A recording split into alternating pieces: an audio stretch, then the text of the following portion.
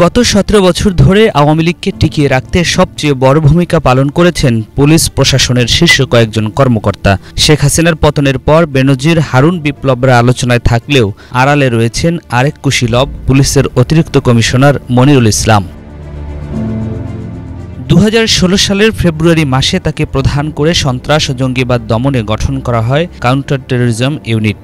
বিশেষায়িত নতুন এই ইউনিট স্বয়ংসম্পূর্ণ সংস্থায় পরিণত করতে প্রকল্প তৈরি করা হয়, যার ব্যয় ধরা হয়েছিল ৯৮ কোটি টাকা। কয়েকদিন পর পর দেশের বিভিন্ন এলাকায় বাড়ি ঘেরাও করে সেখানে জঙ্গি আছে বলে অভিযান চালানো হয়। বাইরে নিশ্চিদ্র নিরাপত্তা দিয়ে চালানো হয় গোলাগুলি।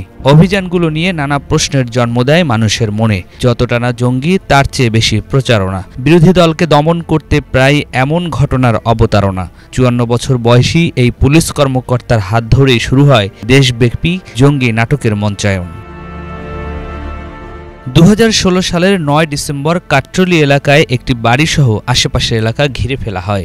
আইনশৃঙ্খলা বাহিনীর দাবি অনুযায়ী অভিযানে হরকাতুল জিহাদের ৫ জন গ্রেপ্তার হয়। গণমাধ্যমের কল্যাণে সেখানে গ্রেপ্তার হওয়া নূরে আলমের ছবি দেখে চেনেন তার মা নূরনাহার বেগম। তিনি জানান, ওই বছরের ১১ এপ্রিল এক রাতে প্রশাসনের লোক পরিচয় দিয়ে তার ছেলেকে বাড়ি থেকে তুলে নিয়ে যায়। ঘটনার প্রায় ৮ মাস পর তাকে জঙ্গি বলে গ্রেপ্তার দেখানো হয়। এতে অবাক হন তার মা ও প্রতিবেশীরা। তারা জানান, নূরে আলম নীলফামারী সরকারি কলেজের রসায়ন বিভাগের ৪র্থ বর্ষের ছাত্র। তার বাবা না থাকায় বাসার সামনে মোবাইল, ফ্লেক্সিলোড, বিকাশ ও ইলেকট্রনিক্সের দোকান দিয়ে সংসারের হাল ধরেন। বিশ্লেষকরা বলেন, প্রতিপক্ষকে ঘায়েল করতে, বিরোধী মতকে দমন করতে জঙ্গি সাজিয়ে আটক করে রাখা হতো। শেখ হাসিনাকে ক্ষমতায় রাখা, পাকাপোক্ত করতে বিদেশিদের কাছে বাংলাদেশকে জঙ্গি রাষ্ট্র বানাতেই বিশেষ অ্যাসাইনমেন্ট পালন করতেন ১৯৯৫ সালে এএসপি হিসেবে সিভিল সার্ভিসে যোগ দেয়া মনিরুল ইসলাম। এক পর্যায়ে এই জঙ্গি অভিযান নিয়ে শুরু হয় র্যাব এবং কাউন্টার টেরোরিজম ইউনিটের প্রতিযোগিতা।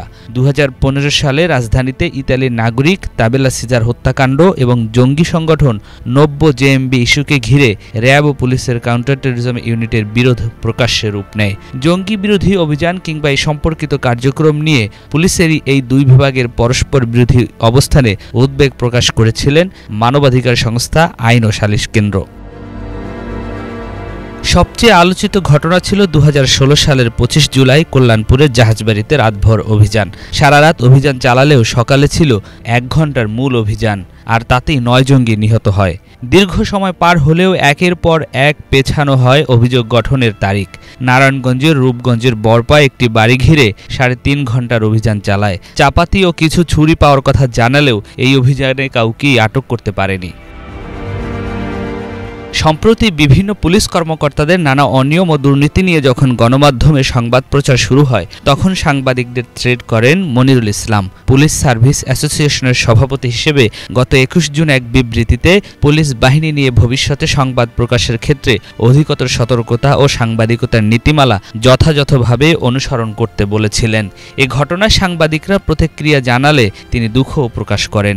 গোপালগঞ্জে বাড়ি হওয়ায় ক্ষমতাসীন দলের হয়ে প্রভাব খাটানো এবং দুর্নীতির অভিযোগ ওঠায় অন্তর্বর্তী সরকার মনিরুল ইসলামকে বাধ্যতামূলক অবসরে পাঠালেও কোনো তদন্ত শুরু করেনি। সাধারণ মানুষের দাবি, অভিযুক্ত পুলিশ কর্মকর্তাদের দ্রুত শাস্তির আওতায় আনতে হবে।